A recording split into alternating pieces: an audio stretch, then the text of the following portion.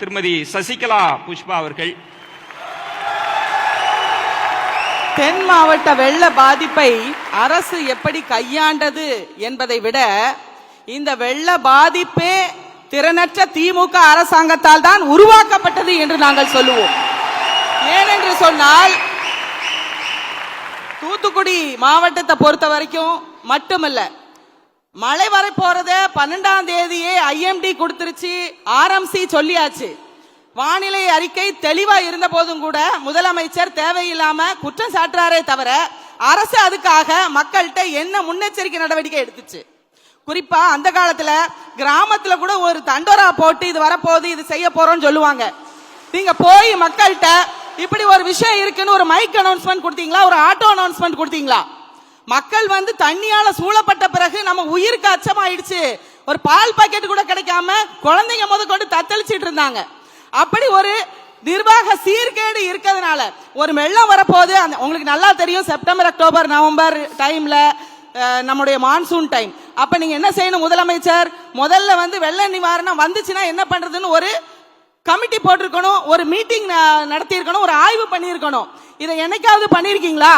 மாவட்டத்தை எடுத்துக்கோங்க, தூத்துக்குடி மாவட்டத்தை, எல்லா அதிகாரிகளும் புதுசு, கலெக்டர் புதுசு, அடிஷனல் கலெக்டர் புதுசு, இப்படியா நிர்வாகம் பண்ணுவாங்க? ஒரு கலெக்டர் பழைய ஆள் இருந்தா ஒரு அடிஷனல் கலெக்டர் புதுசா போடலாம், ஒரு அடிஷனல் கலெக்டர் ஒரு எக்ஸ்பீரியன்ஸ்டான ஆள் இருந்தா ஒரு கலெக்டர் புதுசா போடலாம். இந்த மாவட்டத்துல வந்த கலெக்டருக்கு எந்த தெரு எங்க இருக்குன்னு தெரியுமா? இப்படி எதுக்கு அடிக்கடி டிரான்ஸ்பர் பண்றீங்க? அப்ப ஊழல், கரப்ஷன், கமிஷன், கலெக்ஷன்.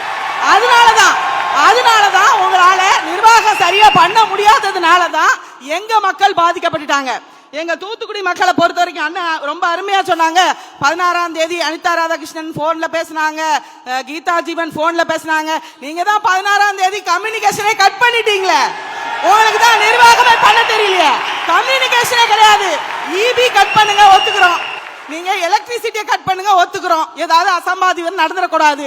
நீங்க தான் போன் கனெக்ஷனை கட் பண்ணி எங்க இருந்து அனிதா ராதாகிருஷ்ணன் பேசினாங்க, எங்க இருந்து கீதா ஜீவன் பேசினாங்க. முதலமைச்சர் ஸ்டாலின் அவர்கள் வந்து நிவாரணம் பண்ணாங்களாம், பிரிவென்டிவ் மெஷர் எடுத்தாங்களாம்.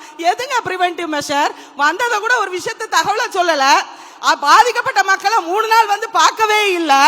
தெரு தெருவா மூல முடுக்கெல்லாம் போய் அவங்களுக்கு பால் பாக்கெட்டும் பிஸ்கெட்டும் கொடுத்தது பிஜேபி கட்சி தொண்டா சேவா பாரதி RSS. நீங்க எதை வச்சு சொல்றீங்க திமுக நிர்வாகிகள் வந்தாங்கன்னு? மழை தண்ணிகள் இது வந்து எங்க தூத்துக்குடி மாவட்டம் கடற்கரை பகுதி, எங்க தூத்துக்குடி மாவட்டம் கடற்கரை பகுதி. இந்த கடற்கரை பகுதியில மீனவர்களை யூஸ் பண்ணீங்களா? மீனவர்கள் அமைதி அமைதி மத்த ஒரு லேண்ட்லாக் அமைதி அமைதி மத்த ஒரு லேண்ட்லாக்டு டிஸ்ட்ரிக்ட்னா இல்ல காத்துருங்க பார்வையாளர்களுக்கு காத்துருங்க. மத்த ஒரு மாவட்டம் காத்துருங்க சசிகலா புஷ்பா, லேண்ட்லாக்டு டிஸ்ட்ரிக்ட்னா மத்த ஒரு மாவட்டம் தமிழ்நாட்டுல ஒரு அடைப்பட்ட மாவட்டம்னா தண்ணி எங்க வடிஞ்சு போறதுன்னு தெரியாது. தூத்துக்குடி கடற்கரை பகுதிங்க, முழுக்க முழுக்க தண்ணி வடிஞ்சா போய் தான் ஆகணும். அதுலயே தண்ணி கட்டுதுன்னா உங்களுடைய மிஸ் அட்மினிஸ்ட்ரேஷன். எப்படி மிஸ் அட்மினிஸ்ட்ரேஷன்? கொலையங்கரசல் குளத்துல 24 மடை இருக்கு, அந்த மடையை ஒழுங்கா திறந்து விடல.